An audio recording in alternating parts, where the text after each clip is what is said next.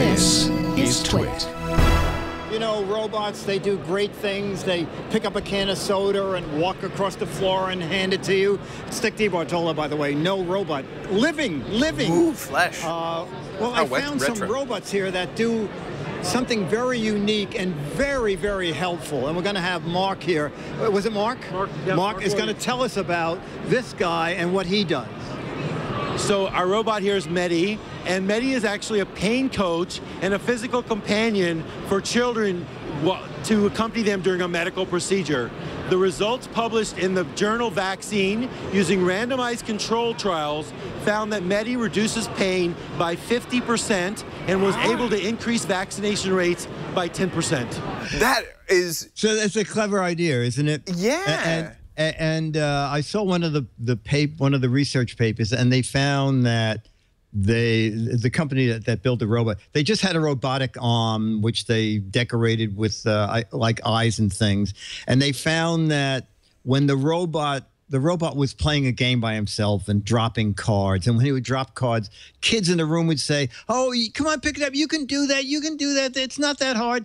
And they realized that the kids really enjoyed interacting to the robot that at that point was just an arm. Right. So they thought if we build something even more like a robot, and on their own website they have a little 1-minute video of what it's like with the robot in an actual situation. So Josh, we could roll that other video now. It's funny, I was looking at the arm and it's like not that big. Hello there. Oh, you were having a medical test, too. I just had one. I'll be here with you and we can do this together. Okay. Stick on the arm, okay? I know it feels a bit Do tight. I want to trust that robot? All you have to do is take a deep breath. Can I go first?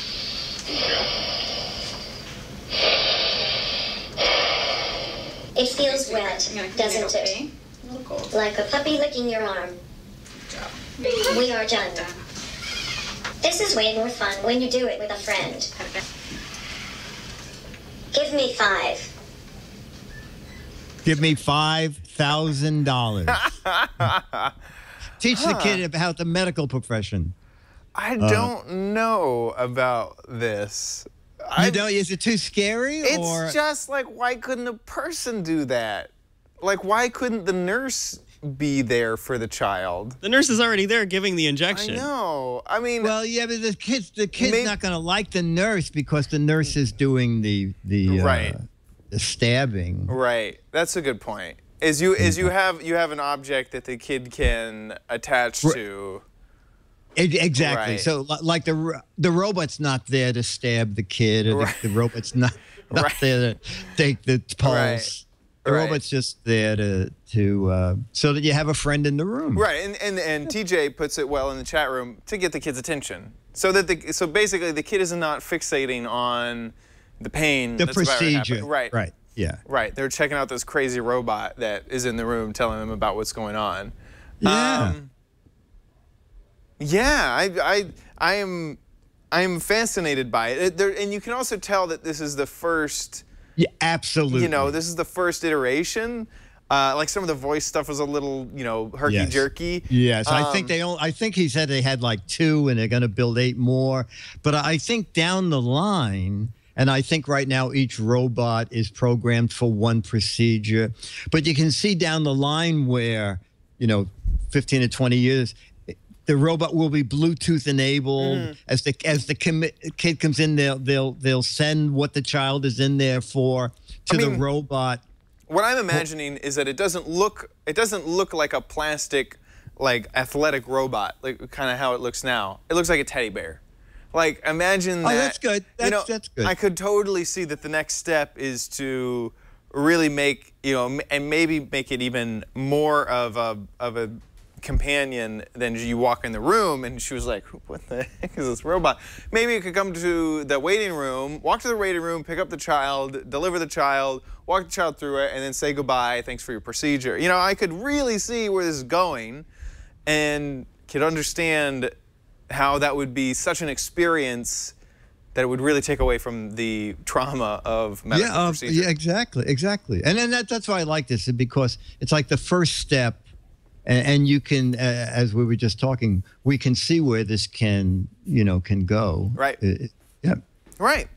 It'll go to the place where there will be no more doctors. It'll be just Dr. Robots. You know, I mean, that's a very, I could totally see that happening at one point in the future. That a lot of the medical procedure stuff is all data. I mean, you can basically ask the patient for symptoms, plug it into a tablet, and then have the tablet tell you what the diagnosis is. It could be. You know, you go in and you'll say, my child's here for a shot, and they'll say, no, your child got the shot. The elevator operator was really a robot, and on the way up, right, when your child least expected it, right, it got its shots. Yeah, exactly. It's really interesting. It's interesting, isn't it? It's super interesting. It really does open your brain to really think about robots in the medical field. I've heard of that before, but it never really hit me what it could be used for, and that's really a great find. That's a really neat thing. Yeah, that's a fun thing to find. Yeah, and then you look back at that, and then you look at WowE, at the balancing robots. And you kind of think, yeah, maybe there's something else that could be done. They can do, robots. absolutely, yeah. absolutely. Yeah.